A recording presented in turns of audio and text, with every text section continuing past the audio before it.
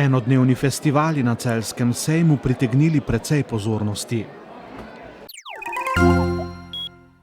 Tudi v Tušu so obeležili teden slovenske hrane.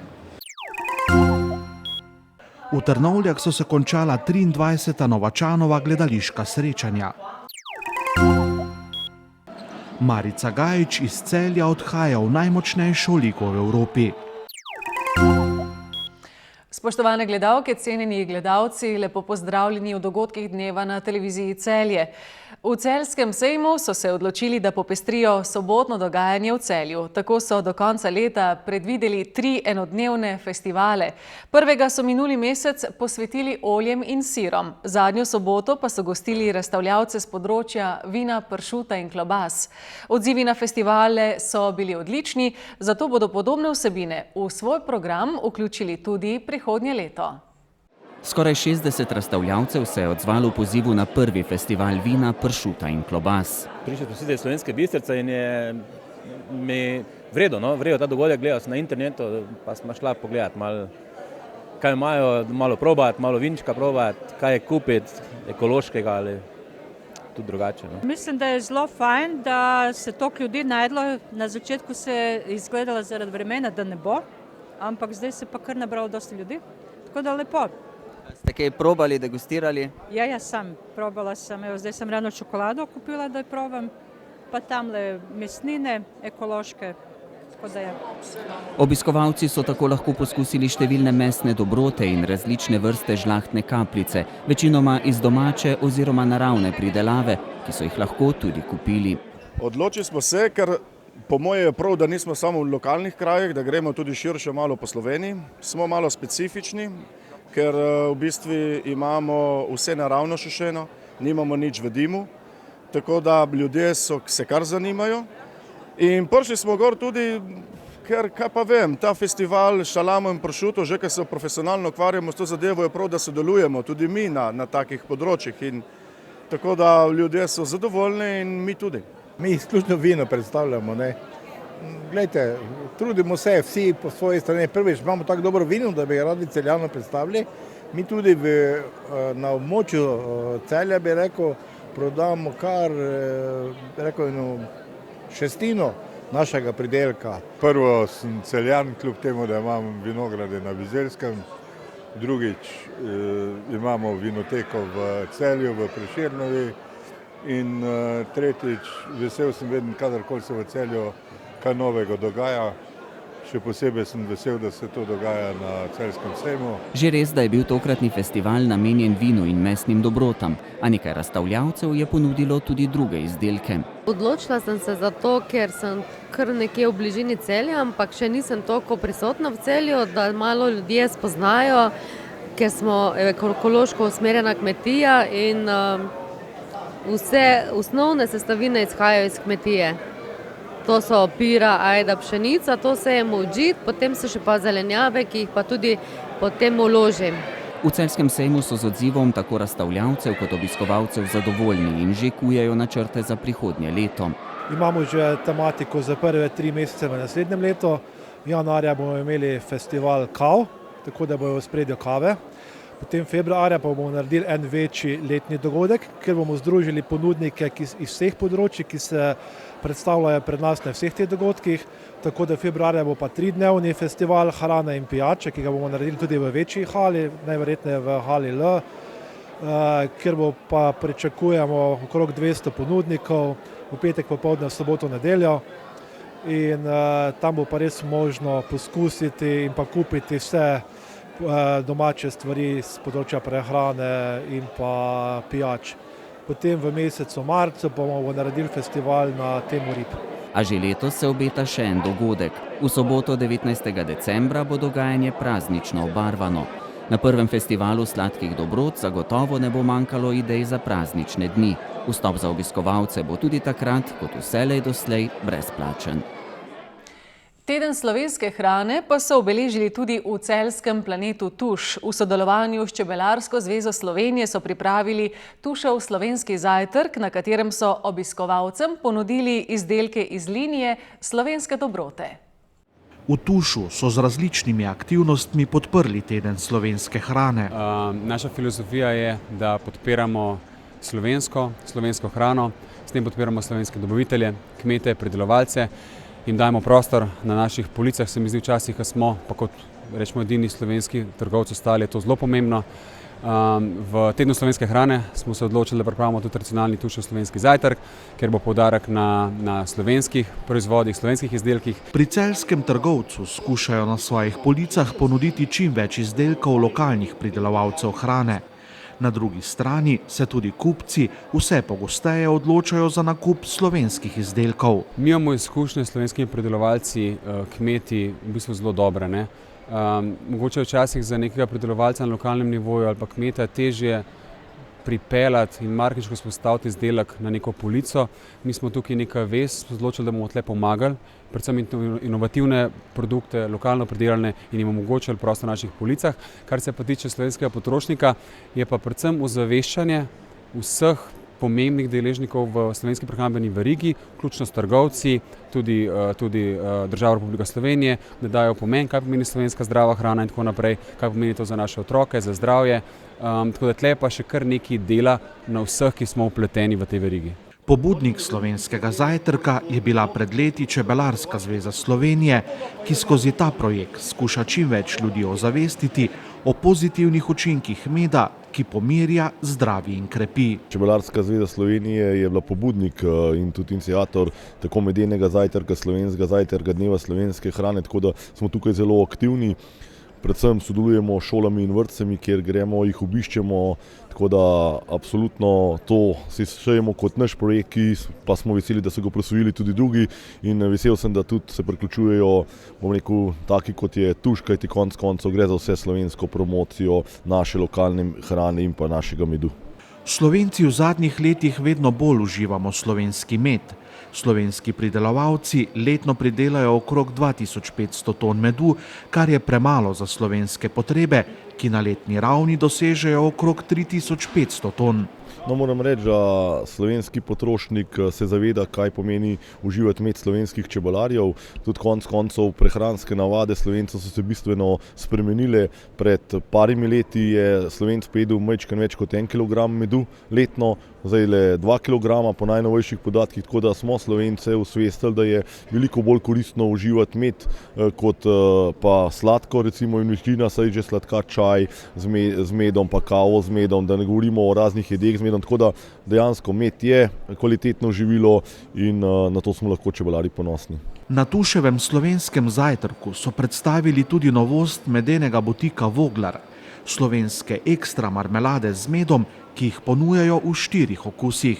To pomeni, da smo razvili produkt, ki je prijaznejši za človeka, ker je slajen z zdravim sladkorjem, medom in bistveno boljša absorpcija v telesu, organizem ga lepše sprejema. Poudarjajo se okusi, učinek sladkobe v ustih in dejanski je pa nekaj manjši. S tem je tudi bolj prijazen za ljudi, ki lahko manj sladkorja užijejo, kot so diabetiki in tako naprej. Ni to glih primeren izdelek za diabetike, ga pa lahko malo za pregreh vzamejo. V tednu slovenske hrane so pri Tušu predstavili še nekatere druge nove izdelke iz linije slovenske dobrote. Z razglasitvijo najboljše gostujoče predstave po oceni občinstva in uprizoritvijo mladinske komedije Prekletstvo zelenih štumfov domačega gledališkega ansambla so se na odru Kulturnega doma v Trnovljah v Celju minulo soboto zaključila Novačanova gledališka srečanja. Letošnja so bila že 23. po vrsti. Na letošnja 23. Novačanova gledališka srečanja, ki so potekala ob vikendih od 16. oktobra do 21. novembra, je selektor dramski igralec Vojko Belšak izmed 26 prijavljenih v tekmovalni program uvrstil 5 gostujočih predstav, ki jih je občinstvo ocenjevalo z oceno od 1 do 5. Na zaključku letošnjih Novačanovih gledaliških srečanj, ki jih domače gledališče Zarja prireja v spomin na dramatika, pesnika, pisatelja in predvojnega politika dr. Antona Novačana, smo v minulo soboto 21. novembra najprej prisostvovali predstavi mladinske komedije Janeza Remškarja Prekletstvo zelenih štumfov gledališča Zarja Celje v režiji Cvetke Jovan Jekl, ki je bila v programu izven konkurence. Za igralko večera je komisija občinstva izbrala Evo Hvalec v vlogi Vilburge, ki je svoje umetniško delo podelil celjski slikar Matej Čepin. Zatem pa je samostojni strokovni svetovalec za gledališko dejavnost pri Javnem skladu Republike Slovenije za kulturne dejavnosti Matjaž Šmalc, ki je tudi slovesno zaključil letošnja Novačanova gledališka srečanja, posebno plaketo festivala izročil najboljši gostujoči predstavi po oceni občinstva. To je z oceno 4,54 postala Plavtova komedija Aulularija slovenskega katoliško-prosvetnega društva FB Sedej iz Števarjana v Italiji v režiji Franka Žerjala. Poleg plakete je nagrajeni predstavi svoje umetniško delo podaril celjski slikar Božidar Ščurek, prijeli pa so tudi praktično darilo. In kaj nagrajencem pove in pomeni to priznanje? Ja, seveda vsaka nagrada nam je v veliko čast in se veselimo pri vsaki nagradi. In mislim, ko se oddaljimo od Števarjana, toliko kilometrov je vseeno fajn, da nas sprejmejo in tudi nas nagradijo z tako nagrado, mislim.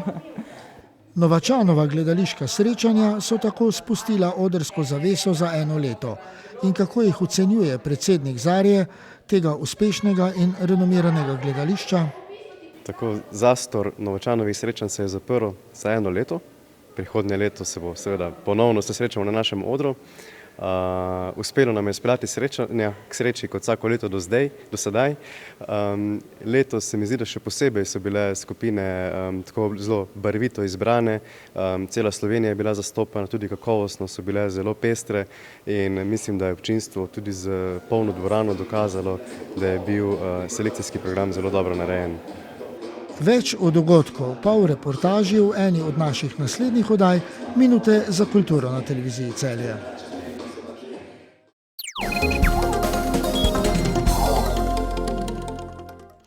Košarkarji Elektre so na Polzeli presenetljivo dobili lokalni derbi 5. kroga košarkarskega prvenstva. Laščani so na gostovanju pri Šenčurju doživeli drugi poraz v sezoni, Rogaška Slatina pa je še četrtič zaporedoma zmagala. Pred svojimi gledalci je bila s kar 84-61 boljša od Helios Sunsov. Čeprav so v Domžalah pred sezono napovedovali, da je pred njimi najboljša sezona po letu 2007, na parketu nabito polne dvorane v Rogaški Slatini tega niso potrdili. Slatinčani so odkrili vse slabosti tako imenovanega All-Stars moštva iz Domžal, ki bo s podobnimi predstavami težko doseglo uvrstitev v Ligo za prvaka. Mislim, da mi v tej tekmi nismo imeli nekakšnih težav s Heliosom. Bili smo za razdalj dva boljši skozi celotno srečanje. Pa res, da je prišlo do manjše krize v tretji četrtini, kar je tudi normalno, ne more rezultat priti navzgor, ampak na koncu rezultat, ne vem, 24 točk razlike, polčas 20, mislim, da smo tudi proti koncu tekme malo popustili v obrambi, zato so tudi vzel time out, da se tekma odigra do konca tako, kot je treba. V bistvu, v tem trenutku smo mi veliko boljša ekipa kot je Helios, to zaenkrat nič ne pomeni, čakajo nas nove tekme in daleč je konec sezone. Slatinčani so z atraktivnimi potezami nekajkrat navdušili domače občinstvo, pri čemer sta prednjačila nekdanji član Heliosa Matic Rebec ter temnopolti center Kori Remekun. Celotno moštvo je igralo dobro, to je pomembna zmaga za nas. Ostajamo neporaženi in to je pot, po kateri moramo iti naprej. Igramo drug za drugega. Na vsaki tekmi je lahko vsakdo izmed nas najboljši posameznik kroga. Mislim, da naša igra v tej sezoni, posebej v povezavi Rebec-Remekun, izjemno atraktivna. Veliko je teh Heliopov, ki jih še v Euroligi ne vidimo v taki meri, kot je na naših tekmah.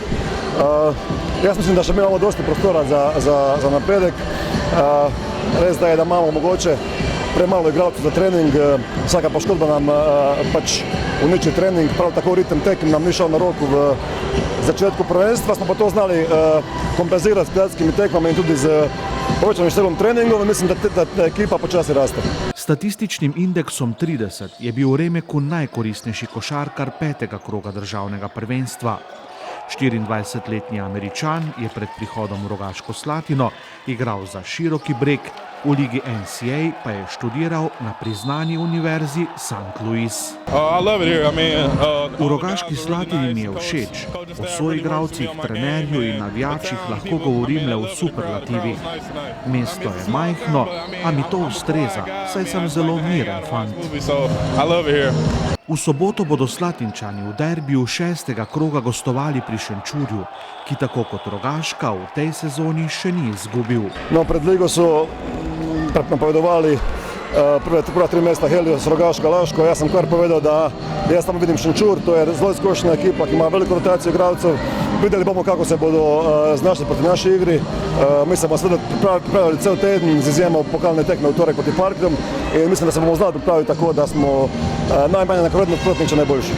V 6. krogu bo Elektra gostila Lastovko, Polzeljani odhajajo na gostovanje v Portorož, Zlatorog pa bo v 6. krogu prost. Dosedanja kapetanka ženskega košarkarskega kluba Atlet Celje Marica Gajić bo kariero nadaljevala pri ambicioznem turškem prvoligašu Jakan Doguju, s katerim je podpisala tudi večletno pogodbo. Gajićeva je v Celju odigrala 4 sezone in pol ter s celjskim klubom osvojila 4 državne in 3 pokalne lovorike. Košarkarica iz Bjeljine je že pri 19 letih postala najboljša skakalka v zgodovini Jadranske lige, v kateri je bila v lanski sezoni najkoristnejša košarkarica rednega dela. Gajićeva se lahko 2-krat zapored pohvali z nazivom MVP Evropskega prvenstva do 20 let B divizije, letos pa je bila kot prva košarkarica iz Slovenske lige izbrana na naboru profesionalne ameriške WNBA lige. V 3. krogu jo je izbrala ekipa Washington Mystics.